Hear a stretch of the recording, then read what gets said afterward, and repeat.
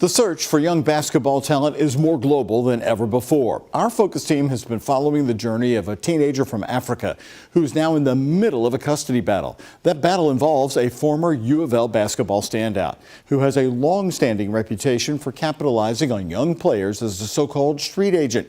John Charlton, along with chief photojournalist Philip Merle, explain why finding elite talent early has become even more enticing.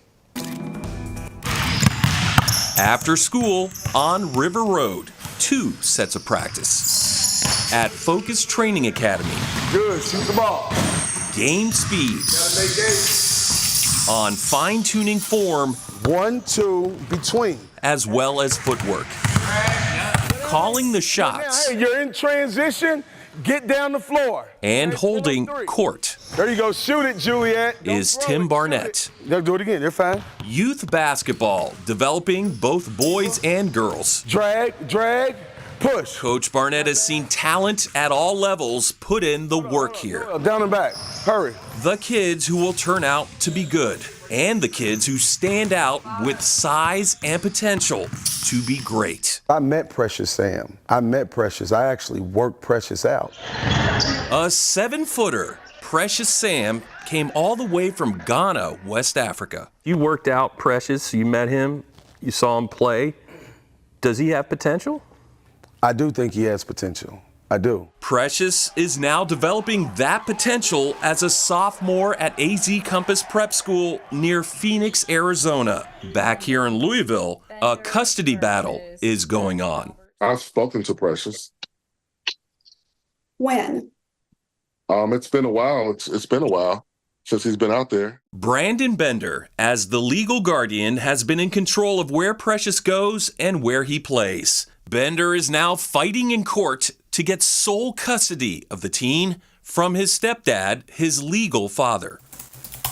Pat Forty, senior writer, Sports Illustrated, has followed and written about Bender, his troubles, and the questionable recruiting of young talent. Bender's playing career certainly probably didn't go the way he aspired for it to go, and he got into the economy of basketball. Bender is just one player in the game of discovery. There are people out looking for the next big thing. Scouting playgrounds, middle schools, and tournaments. They are often referred to as street agents. The grassroots level has been a kind of a robust futures market for a long time. And with Precious Sam as just one example, it's a growing global market.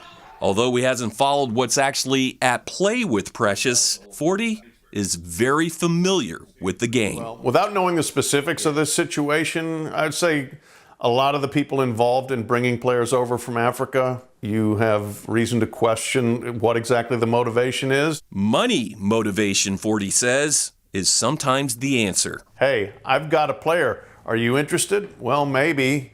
You know, do you have $1,000 and I can send you some highlights or I can give you contact information? Sure. There's a whole underground economy basically involved in getting established rapport with players and then getting them where you want them. In high school, getting players in a school like AZ Compass, where they get in front of coaches from big-time college programs. Name, image, and likeness are newer revenue streams. Yeah, I think the NIL evolution has probably ramped up the dynamic even more of looking at young athletes, young basketball players as commodities. The amount of money that high school and college players could make publicly is exploded, and I think that has just created a bigger market for people who can help get them to the money. On the high school level as well? Yeah. In this gym, Shot. kids play by his rules. Good, there you go, sit down now, control it, tighten your body up. But the rules on recruiting, Barnett says, have never really been fully under control. Athletes have always been getting paid if you're the elite athlete. He sees NIL as an opportunity. Come on, Noel.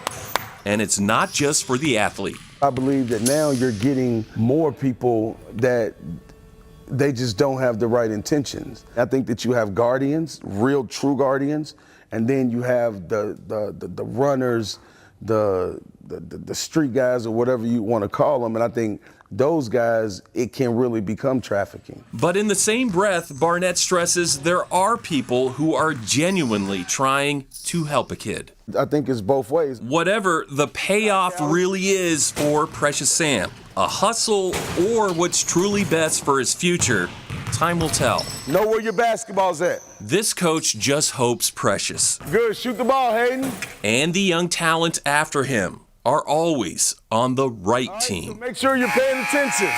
Make sure you're paying attention.